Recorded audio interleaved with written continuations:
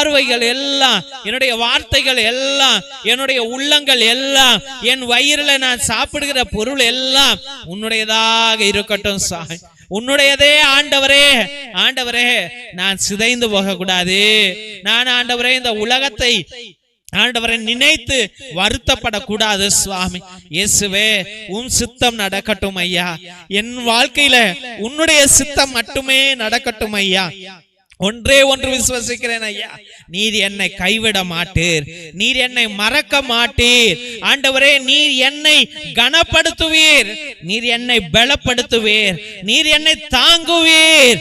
ஆண்டவரே, கண்மலைகள் எதிர்த்து வந்தாலும், ஆண்டவரே 1000 10,000 வீரர்கள் என்னை எதிர்த்து வந்தாலும், ஆண்டவரே வானமும் பூமியும் என்னை எதிர்த்து வந்தாலும், நீர் என் பக்கத்துல இருந்து, என் அருகிலே இருந்து என்னை காக்கிற தேவன் நீர்தான் சுவாமி.